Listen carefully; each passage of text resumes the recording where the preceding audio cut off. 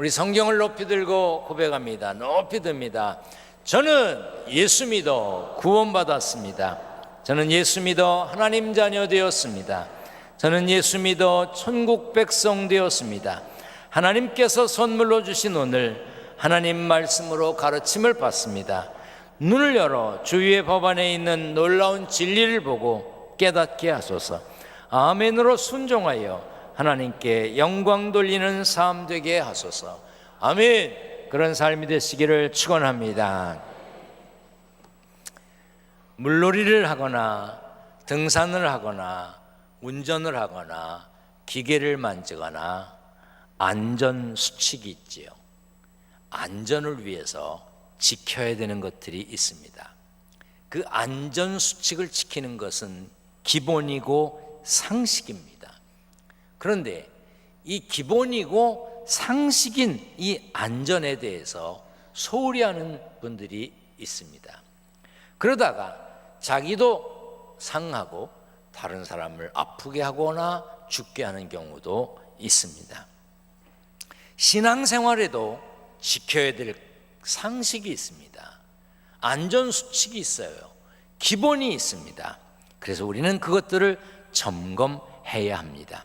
신앙생활도 기본에 충실하지 않으면 잘못된 길로 가게 됩니다. 바울이 아시아, 성경 신약 성경에서 주로 아시아 그러면 터키 주변을 말합니다. 바울이 아시아와 그리스 지역에 복음을 전하던 때에도 신앙의 기본이 잘못된 사람들이 많았습니다. 본문 6절입니다. 그리스도의 은혜로 너희를 부르신 이를 이같이 속히 떠나 다른 복음을 따르는 것을 내가 이상하게 여기노라. 갈라디아 교회와 그 지역에는 바울이 믿고 전한 복음이 아니라 다른 복음을 따르는 사람들이 있었습니다. 그래서 바울은 다른 복음은 없나니 우리가 너희에게 전한 복음 외에 다른 복음을 전하면 저주를 받을 것이라고 분명히 말했습니다. 우리가 신앙생활하는 이유는 복음을 들었고 믿었기 때문입니다. 복음은 신앙의 출발점이고 뿌리입니다. 기본이고 상식입니다. 복음은 하나님께서 예수 그리스도를 통해 주신 기쁜 소식, 구원의 소식, 천국의 소식, 영생의 소식을 말합니다. 점점 교회를 친목기관 정도로 생각하는 사람들이 많아졌습니다. 취미 생활을 하고 사람을 만나는 장소로 생각을 합니다. 교회가 성도들의 필요에 따라서 카페를 만들 수도 있습니다. 그런데 교회가 사람 만나게 하는 장소는 아닙니다. 설교를 정치적인 선동의 한 방편이나 개그로 여기는 교인들이 또 일부 목회자들이 생겨났습니다.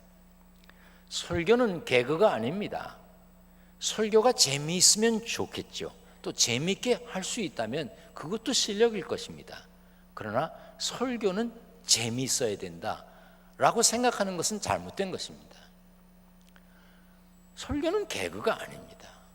제가 오늘 웃기려고 강단에 선 게 아닙니다. 재미있을 수도 있지만 꼭 그래야 되는 것이 아니라는 얘기입니다.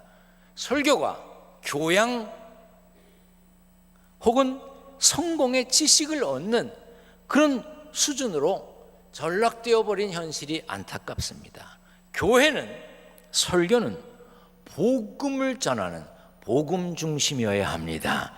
우리는 복음을 전하는 선교의 중요성을 깨닫고 선교 열정을 가졌고 선교지를 찾아 선교사를 보냈고 선교 헌금을 드리고 모아진 헌금을 선교지로 보내고 있습니다.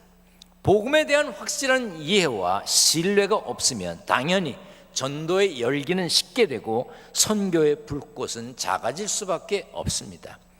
복음은 예수 그리스도를 통해 하나님이 이루신 사건들입니다. 다시 말해 예수의 처녀 몸에서 나심, 십자가에서 죽으심, 돌무덤에 묻히심, 사흘 만에 살아나심, 하늘에 오르심, 그리고 다시 오겠다고 약속하심, 이런 것들을 통해서 죄와 사망의 법 아래에 있는 우리를 의롭게 하시려고 하나님께서 직접 역사하신 것입니다. 그러므로 복음의 중심은 예수 그리스도입니다. 예수 그리스도께서 복음의 중심이십니다. 그리고 복음은 우리에게 응답을 요구합니다. 아니, 명령합니다. 우리가 믿는 복음은 우리의 반응을 명령하고 있는데, 회개하라, 기도하라, 감사하라, 이런 명령을 합니다. 예수 믿는 우리는 이런 명령에 순종해야 될 의무와 책임이 있습니다. 다시 말해 복음은 하나님께 돌아서는 회개와 맡기고 따르는 믿음의 요구가 이제 함께 들어있는 것입니다. 당연히 그에 따른 보상과 징벌도 있습니다. 믿으면 구원, 아니면 멸망입니다. 복음은 모든 사람들을 위한 것입니다. 복음은 유대인이나 한국인이나 혹은 특정한 어떤 사람들을 위한 것이 아닙니다. 더욱이 존재하지도 않았던 그 어떤 때부터 미리 정해진 어떤 사람들을 위한 것이 아닙니다. 일부 신학자들 중에, 일부 목회자들 중에 복음은 정해진 어떤 사람들을 위한 것이라고 말하는 사람들이 있습니다. 제정신들이 아니에요. 성경을 잘 안 보나 봐. 봐도 자기 보고 싶은 대로 보고 자기 해석하고 싶은 대로 해석하는가 봐. 아닙니다. 하나님은 지금도 모든 사람이 예수 믿고 구원받기를 원하십니다. 하루가 천년같이, 천년이 하루같이 아무도 멸망당하지 아니하고 예수 믿고 구원받기를 원하시는 거예요. 그래서 우리가 한 생명이라도 더 구원하기 위해 전도하고 예수 믿는 사람을 천하보다 귀한 생명이라고 말하는 것입니다. 이렇게 온 세상 사람들을 위한 복음을 거저받았고 그 복음을 통해 영원한 소망과 기쁨을 소유한 우리는 가서 제자 삼아라 하는 명령에 순종해야 하는 것입니다. 복음이 우리에게까지 전해졌고 우리가 믿고 있는 것은 복음에는 힘, 능력, 파워가 있습니다. 복음에는 하나님의 능력이 있습니다. 내가 복음을 부끄러워하지 아니하노니 이 복음은 모든 믿는 자에게 구원을 주시는 하나님의 능력이 된다고 그랬어. 멸망할 수밖에 없는 우리를 구원할 수 있는 분은 우리를 만드신 하나님뿐입니다. 죄와 죽음을 다스리시는 하나님만 우리를 구원하실 수 있습니다. 그러므로 하나님이 우리를 구원하시기 위해 주신 복음에는 하나님의 능력이 담겨 있습니다. 오늘도 말씀 중에 하나님의 능력이 임하고 하나님의 능력이 위로하고 하나님의 능력이 치료하고 하나님의 능력이 회복시키실 것을 믿습니다. 복음에는 하나님의 능력이 있습니다. 말씀에 하나님의 능력이 있습니다. 복음에는 믿게 하는 힘이 있습니다. 복음에는 하나님의 의가 나타나서 믿음으로 믿음에 이르게 한다고 그랬어요.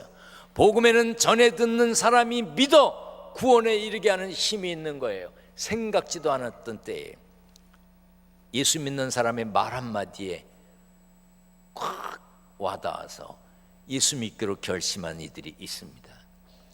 아무렇지도 않게 깊은 생각도 없이 한마디 툭 던져서 이제 예수 믿어야 하지 않겠어, 이제 교회 나가야 되지 않겠어 하는 한마디에 교회에 찾아 나오고 예수 믿고 구원받는 사람들이 있습니다. 그래서 때를 얻든지 못 얻든지 복음을 전하라는 거예요. 왜? 복음에는 구원의 힘이 있습니다. 형제들아, 내가 너희에게 전한 복음을 너희에게 알게 하노니 이는 너희가 받은 것이요 또 그 가운데 선 것이라.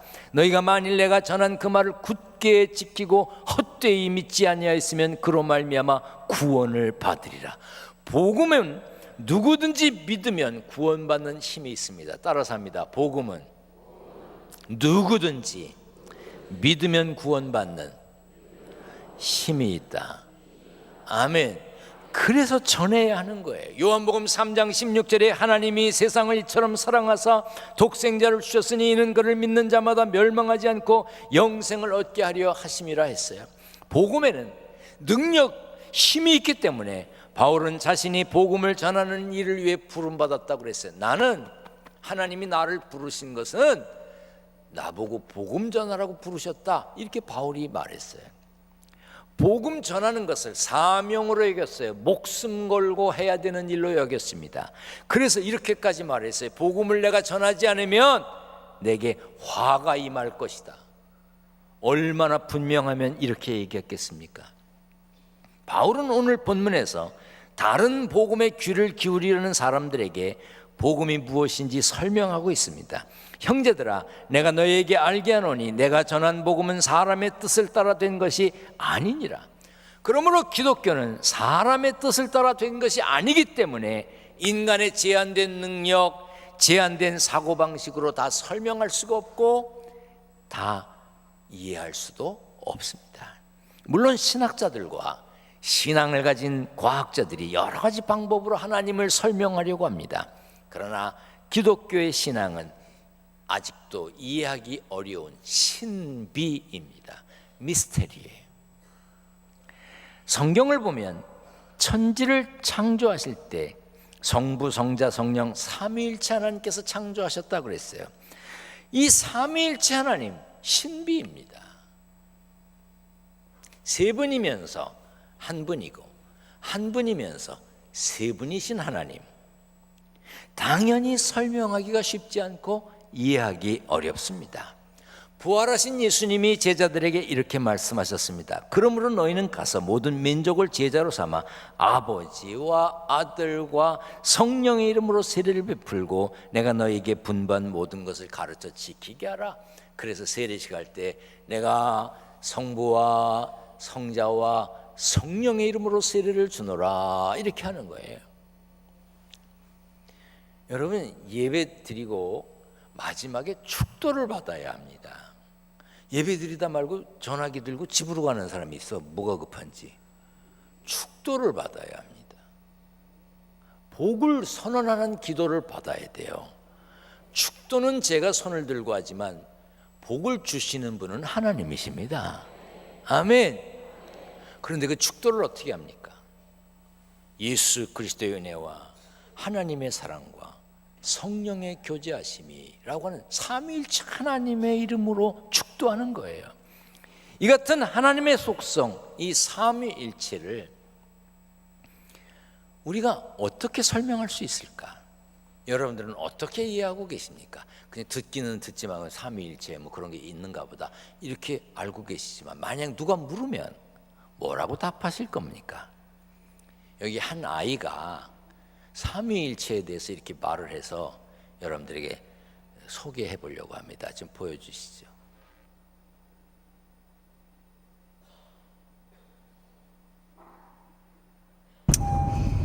예수님, 하나님, 성령님이 딱 세 가지 분이 있는데 그 세 가지 분은 한 명이야. 한 명이야? 근데 그건 이해한 게 아니라 믿는 거야. 믿는 거야. 잘 봐. 메이크로버도 꽃잎이 세 개가 합쳐져 있는데 하나에 그렇게 돼 있잖아. 그런 것처럼 예수님, 성령님, 하나님도 한 명인 거야. 엄마들이 우리 낳았잖아. 그래서 우리가 태어났지. 그때 나 누구야? 나 우리 엄마 아야? 나 진짜 낳았어. 막 검사해봐. 이런 게 아니지. 이건 내 엄마야. 이럴 수 있지. 그것처럼. 그것처럼 그냥 믿는 거야? 그것처럼 믿는 거야. 그게 막 이해가 안 되려고 그러면 어떡하지? 호랑이를 우리 눈으로 지금까지 못 봤지만 호랑이가 있다고 우리가 믿잖아. 그것처럼. 그리고 예수님은 눈에 안 보이지만 예수님 있다고 우리 믿잖아. 그런 것처럼 믿는 거지. 그렇구나. 이제 좀 알겠지? 야, 확실히 알겠다. 이제 좀 알겠죠? 완전한 답이 없기 때문에 보여드린 게 아니라 아이가 이렇게 말하는 게 신기해서 보여드렸어요. 하나님은 분명 한 분이십니다. 그러나 한 분 하나님 안에는 세 인격이 존재합니다. 이 세 인격은 각기 완전한 하나님이시지만 각 인격은 다른 두 인격과 다릅니다. 셋이 하나이고 하나가 셋이라는 겁니다. 아, 머리 아프게 뭐 이렇게 복잡한 걸 하십니까? 오래전 어거스틴이라고 하는 분이 계셨어요. 354년부터 430년 사이에 사셨던 분입니다. 그분이 이런 말씀하셨어요. 삼위일체에 대한 오해와 오류보다 더 위험한 오류는 없다. 이에 대한 연구보다 더 어려운 연구도 없고 이 비밀을 깨닫고 아는 일보다 더 풍성한 열매를 주는 말씀도 없다. 그러므로 삼위일체는 설명할 수 있는 교리가 아닙니다. 믿고 찬양해야 하는 교리입니다. 삼위일체는 한정된 인간의 머리와 논리적인 사고로 이해될 수 있는 게, 이해시킬 수 있는 게 아닙니다. 물론 보통 사람들은 분명하고 확실한 답을 얻고 싶어 합니다. 그러나 신앙은 답을 구하는 것이 아닙니다. 우리가 무엇인가 답을 찾아내서 확신한다면 거기에 믿을 필요가 없어요. 그냥 그거 답이야. 그리고 이해하고 그치면 되죠. 어느 나라라고 참 말하기도 곤란한데 P로 시작되는 어느 나라가 있습니다. 그 나라의 대통령 진짜 웃기는 사람이에요. 아시죠? 모르면 나중에 물어보세요. 어느 나라냐고. 어느 날 이런 얘기를 했어요. 여러분이 신을 믿으십니까? 그 신과 사진을 찍어오면 내가 믿겠습니다. 아이고 참 애들 말로 정말 심한 말을 하려고 그랬는데 참어. 아니 내가 믿는 하나님이 나하고 사진 찍고 나하고 놀면 그냥 친하게 지내지 뭘 믿어. 그렇게 한심한 생각을 하던 사람들이 있어요. 우리는 하나님의 역사를 다 알 수가 없습니다. 지금 내 앞에 있는 절망과 좌절이 언제 어떻게 하나님의 방법으로 변하여 선으로 바뀔지 몰라요. 그래서 예전에 눈물 흘리고 괴로워했는데 지나고 보면 하나님의 은혜라고 찬양하는 사람들이 얼마나 많습니까? 뭐 다른 사람 다 얘기할 거 없어. 저도요. 내가 생각하는 대로 안 돼가지고 그냥 주먹으로 벽을 쳤다가 그냥 손만 아파가지고 얼마나 힘들었는지 몰라. 탄식을 하고 눈물을 흘렸어요. 그런데 요즘 가만히 생각해 보니까 그때 그렇게 됐으면 큰일 날 뻔했어. 그렇게 안 된 게 은혜야. 그렇게 안 된 게 축복이야. 아멘.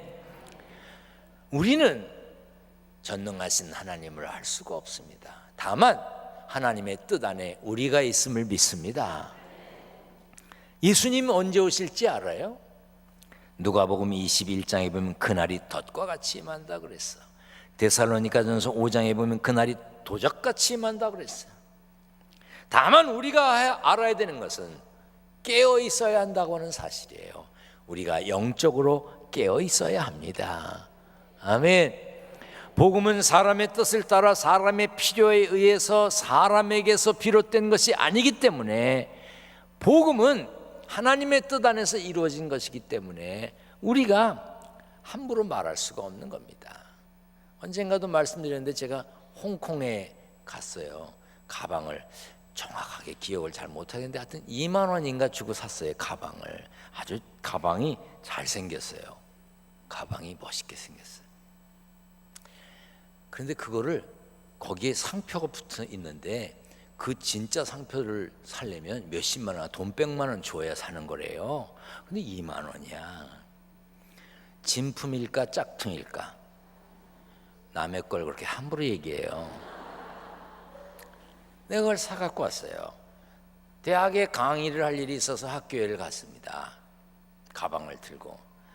그 나를 만나는 교수들마다 날 본 다음에 그 다음에 가방을 보는 거예요. 그랬더니 역시 수준이 다르대. 그렇지, 난 좀 수준이 다르지. 응?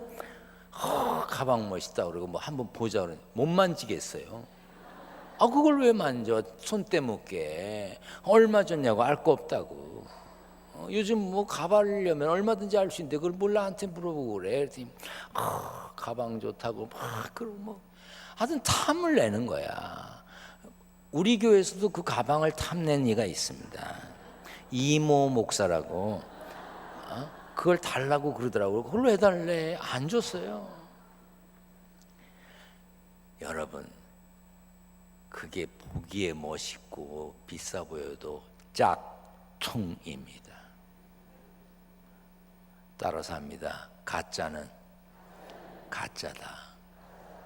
이 진리를 몰라. 진품을 갖고 싶은 사람들이 만들어낸 가짜야.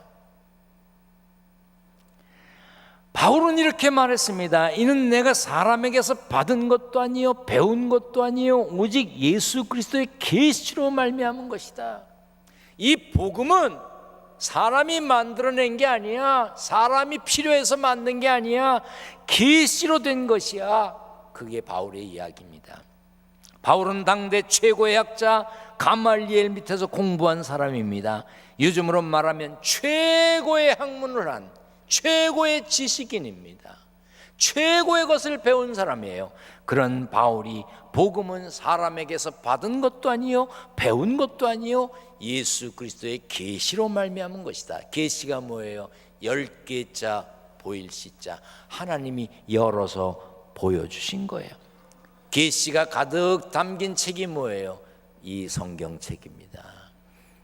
하나님의 세계와 하나님의 뜻을 성경을 통해 우리에게 보여주셨습니다.